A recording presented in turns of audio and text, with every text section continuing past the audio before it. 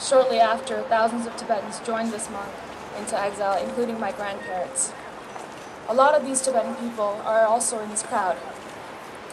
When they left Tibet, they maybe buried a few of their possessions, a few books, maybe a few antiques underground, and expected to come back to it very soon.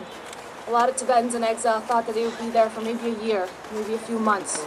But as the years passed, we realized that this movement, this struggle would have to continue, and this foe that we had was much bigger, more powerful than we expected.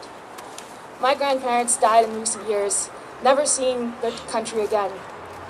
But I think that if they had seen what happened in Tibet in the past year, they would have been really inspired.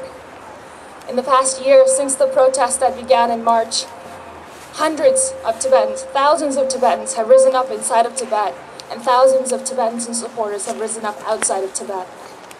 What the monk who left Tibet 50 years ago began has bloomed into an international movement today. And as we reach the 50th anniversary, it is not an occasion of mourning only. It is an occasion of inspiration.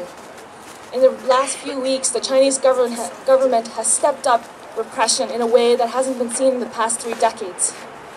But Tibetan people, despite having tens of thousands of troops flooding to their countries, despite having the Chinese paramilitary bent on crushing all people supporting the Dalai Lama, bent on crushing all people who call for human rights, anybody who even brings out a Tibetan flag that you see here today. All these people who do that in Tibet right now are facing jail, and there's thousands missing. But Tibetans are still protesting inside of Tibet. Even as 2 days ago, there were protests inside of Tibet.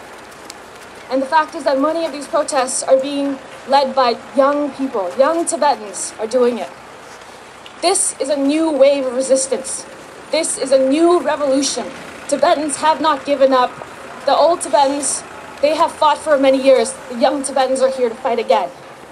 As long as the Tibetan people are here, we will fight. You cannot lose a fight you don't give up on. That's a fact. And the Tibetans out here, we may not only be a few hundred, but we are in spirit with the thousands of Tibetans, the millions of Tibetans inside of Tibet who are living in a climate of fear and oppression and still fighting. The Chinese government might come at us with guns and tanks and every single thing they have in their might, but they have not defeated us.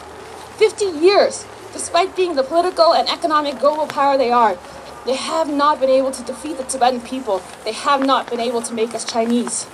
Tibet will be free. Free Tibet now! Woo! Now!